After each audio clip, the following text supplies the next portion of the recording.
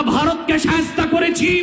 যদি আটলান্টিকের উপর থেকে কেউ আগ্রাসন করতে আসে, বাংলাদেশের প্রত্যেকটি মাদ্রাসা একটা ক্যান্টনমেন্ট হবে। সেনাবাহিনীর সাথে কাঁধে কাঁধ মিলিয়ে মাদ্রাসার ছাত্ররা দেশ রক্ষায় মাঠে নামবে। আগ্রাসী শক্তিকে বলে দিচ্ছি, আমার দেশের সবুজ লাল পতাকার দিকে যে চোখ তুলবে তার চোখ উপড়ে দেওয়া হবে। আমার বাংলার কোন 1 ইঞ্চি মাটিতে আগ্রাসনের থাবা বসালে সেই কালো হাত ভেঙে দেওয়া হবে। নাহমাদুহু ওয়া নুসাল্লি আলা রাসূলিহিল কারীম, আম্মা বাদ। হেফাজত ইসলাম বাংলাদেশ কর্তৃক আয়োজিত আজকের মহাসম্মেলনের সম্মানিত সভাপতি হাজারাত উলামায়ে কেরাম, বাংলাদেশের বিভিন্ন প্রান্ত থেকে আজকের এই মহাসম্মেলনে আগত প্রতিটি মুমিন মুসলমানকে আমার হৃদয় নিংড়ানো ভালোবাসা, শুভেচ্ছা এবং অভিনন্দন। সম্মানিত সুধী, দুটো বিষয় প্রথমেই আসে।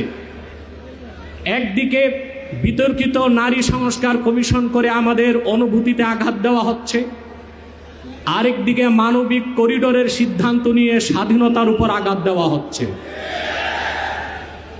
আমার মনে হয় বিতর্কিত নারী কমিশন করে আমাদের দৃষ্টি এদিক রেখে বর্তমানে মার্কিন যুক্তরাষ্ট্রের সাথে বাংলাদেশের স্বাধীনতা বিক্রির সওদাবাজি হচ্ছে কিনা সেটাও দেখতে হবে।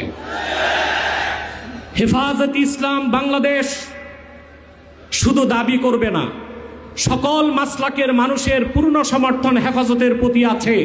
কারণ হেফাজত হচ্ছে বাংলাদেশে সর্ববৃহৎ ইসলামী অরাজনৈতিক সংগঠন।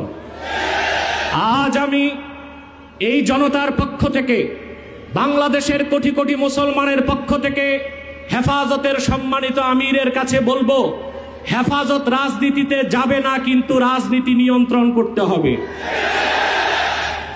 53 বছরের ইতিহাস আমাদের কলঙ্কিত। আলেম ওলামা, পীর মাশায়েখ আর মাদ্রাসা ছাত্রদের পবিত্র রক্তে পা রেখে তারা ক্ষমতায় যায়, আর ক্ষমতায় যে ইসলাম ও মুসলমানকে চ্যালেঞ্জ করে। এ সুযোগ আর দেওয়া হবে না।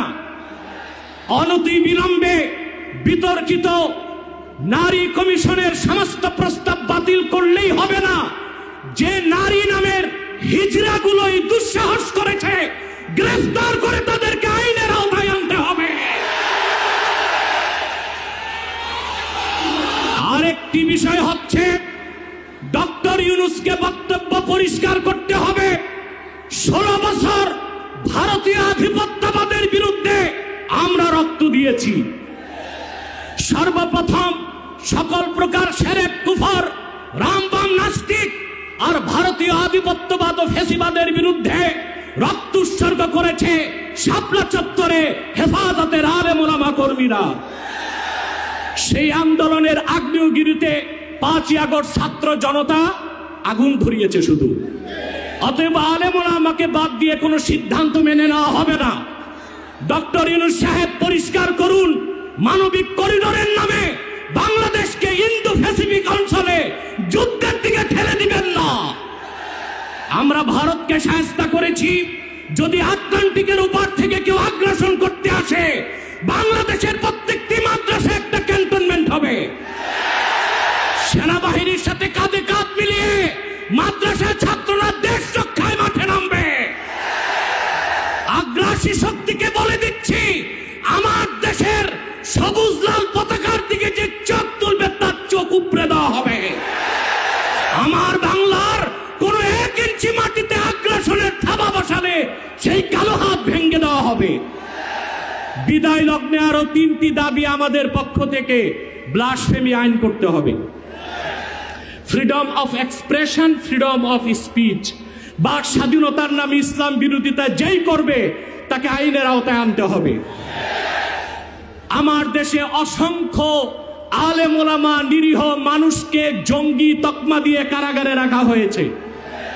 যদি বাবর সাহেব মুক্তি পায়, তাহলে যে সমস্ত আলেম ওলামা জঙ্গির মামলায় ভিতরে, তারা কেন মুক্তি পাবে না? তাদের মুক্তির আগে সংস্কার না নির্বাচন হতে দেওয়া হবে না বাংলাদেশে। আমার 7ম দাবি, হেফাজতের পক্ষেই বাংলাদেশের সমস্ত মাসলাককে এক প্ল্যাটফর্মে আনা সম্ভব, একটি দাবি আদায়ের লক্ষ্যে, সেটা হচ্ছে বাংলাদেশে কাদিয়ানীদেরকে অবশ্যই অমুসলিম ঘোষণা করতে হবে।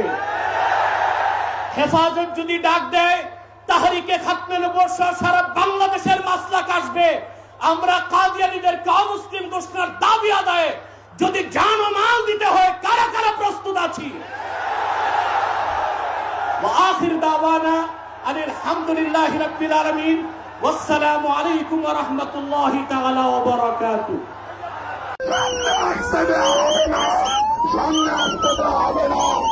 জাতীয় বন্ধুগণ, হেফাজতে ইসলাম বাংলাদেশ অতীতের মতো